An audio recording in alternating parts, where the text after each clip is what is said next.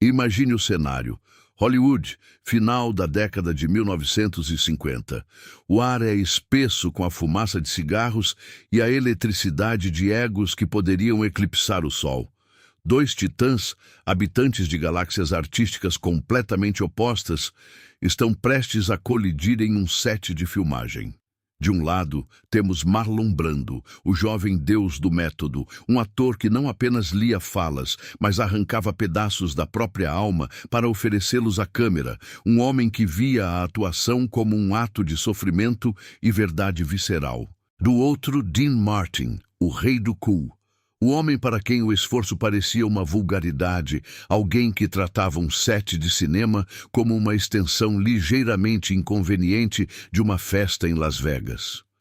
Quando o destino os colocou no mesmo filme, o mundo do entretenimento prendeu a respiração.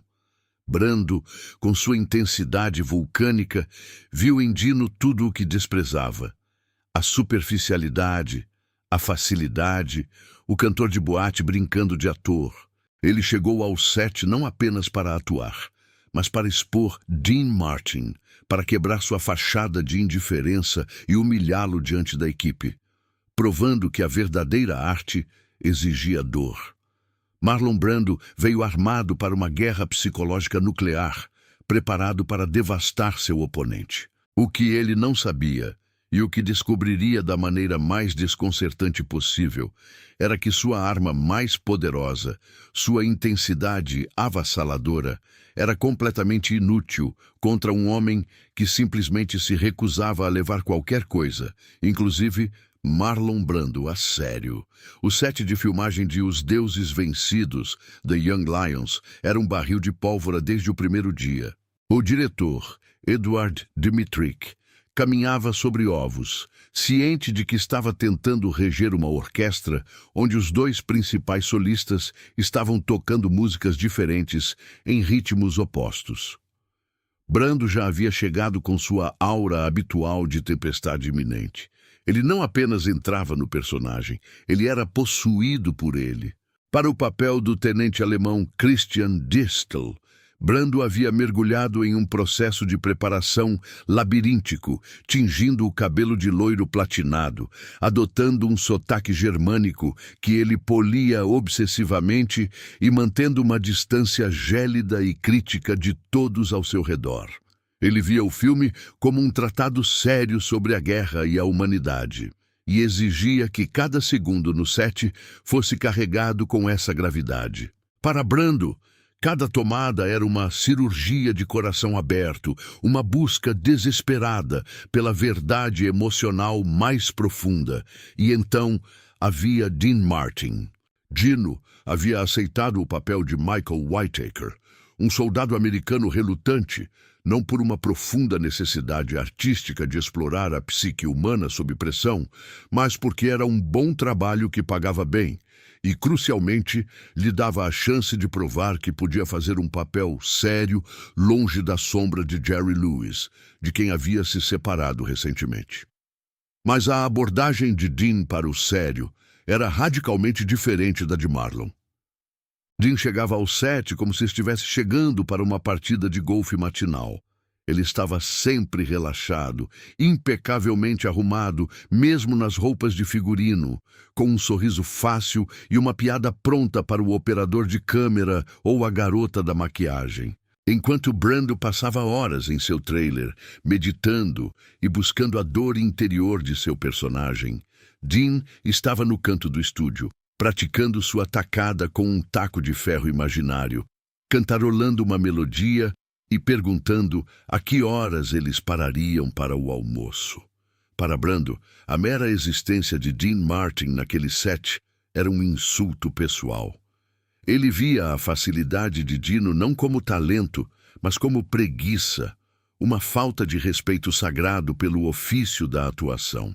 O método de Stanislavski, que Brando idolatrava, exigia que você sentisse o que o personagem sentia. Dean Martin parecia sentir apenas a necessidade de um cigarro e um uísque com gelo. Brando começou a ver Dino como um peso morto, um cantor de lounge que estava fingindo, enquanto os atores reais estavam sangrando. A tensão começou a crescer como uma febre. Brando, em sua arrogância juvenil e intensa, decidiu que era seu dever acordar o cantor. Ele precisava quebrar aquela casca de indiferença. Precisava ver Dean Martin suar, gaguejar, perder a compostura. Ele precisava provar que o cool de Dino era apenas uma fraude que não resistiria ao calor da verdadeira arte. O plano de Brando não era um ataque direto, mas uma campanha de desgaste psicológico. Começou sutilmente. Durante as cenas compartilhadas, embora poucas, e nos momentos em que estavam no mesmo ambiente, Brando intensificava sua presença. Ele usava seus famosos silêncios, aquelas pausas intermináveis antes de uma fala que obrigavam o outro ator a ficar em um estado de tensão insuportável, esperando o golpe. Ele olhava para Dean não como o personagem Michael Whitaker olharia, mas com o desprezo mal disfarçado de Marlon Brando julgando um amador. Ele improvisava pequenos gestos, mudanças de tom, tentando desestabilizar Dino, tentando fazê-lo errar uma fala ou perder o ritmo. Em uma tarde particularmente quente e tensa, a atmosfera no estúdio estava sufocante. Brando estava em um de seus dias mais difíceis, questionando cada direção, refazendo tomadas porque sentia que a verdade não havia sido alcançada. A equipe estava exausta. Dean, por sua vez, estava sentado em sua cadeira de lona, lendo um jornal de esportes, aparentemente alheio ao drama que se desenrolava a poucos metros de distância. Brando, frustrado com sua própria performance e irritado com a tranquilidade do outro, decidiu que era hora de aumentar a pressão. Ele começou a fazer comentários audíveis entre as tomadas, não diretamente para Dean, mas para o ar, sabendo que seriam ouvidos. Comentários sobre a diferença entre performers e atores, sobre como era fácil apenas dizer as palavras sem sentir o peso delas. Dean, no entanto, parecia ter um escudo defletor invisível. Quando Brando lançava um olhar fulminante em sua direção, tentando transmitir séculos de desdém artístico, Dean simplesmente piscava de volta, talvez oferecesse um sorriso preguiçoso e voltava ao seu jornal. Era como tentar intimidar uma nuvem. A falta de reação de Dino começou a enfurecer Brando mais do que qualquer resposta agressiva poderia. Marlon estava acostumado a provocar medo, admiração ou raiva. Ele não estava acostumado a provocar tédio. O clímax desse duelo silencioso ocorreu durante a preparação para uma cena crucial. Brando, fervendo em sua própria intensidade, decidiu confrontar a fonte de sua irritação. Ele se aproximou de onde Dean estava relaxando antes de ser chamado para o set. Brando parou na frente dele, bloqueando a luz, sua presença física imponente, seus olhos queimando com a fúria do método. Ele olhou de cima para baixo para o cantor, que estava tranquilamente terminando um cigarro. O set inteiro parou. Os técnicos prenderam a respiração. O diretor fingiu estar ocupado com o roteiro, mas seus olhos estavam fixos na dupla. Todos esperavam a explosão. Esperavam que Brando finalmente dissesse algo devastador, que ele humilhasse Dean por sua falta de seriedade, que ele exigisse que o cantor mostrasse algum respeito pelo trabalho. Brando manteve o silêncio, usando aquela sua técnica de intimidação pura, deixando o peso de sua persona esmagar o oponente antes mesmo de abrir a boca. Ele estava projetando toda a sua frustração, todo o seu julgamento, toda a sua superioridade artística sobre o homem sentado à sua frente. Dean Martin tragou o cigarro uma última vez, soltou a fumaça lentamente em um anel perfeito que subiu em direção ao rosto de Brando, e então, com a calma de quem está decidindo qual sabor de sorvete escolher, olhou para cima. Seus olhos castanhos, famosos por sua capacidade de parecerem perpetuamente divertidos e ligeiramente embriagados pela vida, encontraram os olhos furiosos de Brando. Não havia medo neles. Não havia desafio. Não havia nem mesmo a necessidade de se defender. Havia apenas uma leve e genuína curiosidade, como se ele estivesse olhando para uma peça de arte moderna interessante, mas ligeiramente confusa. Em vez de se encolher ou se preparar para uma briga, Dean simplesmente quebrou a tensão da maneira mais Dino possível. Ele olhou para o relógio de pulso caro, depois de volta para Brando, e com aquela voz de veludo amassado, disse calmamente: "Sabe, Pali, se a gente não começar a filmar logo, eu vou perder o horário do T das 4 horas." O silêncio que se seguiu foi ensurdecedor. Não foi um silêncio de tensão, mas um silêncio de vácuo. Brando, o grande Marlon Brando, o homem que podia fazer plateias chorarem com um sussurro, ficou sem reação. Sua fúria, sua intensidade, toda a sua preparação para o confronto, tudo isso foi subitamente drenado.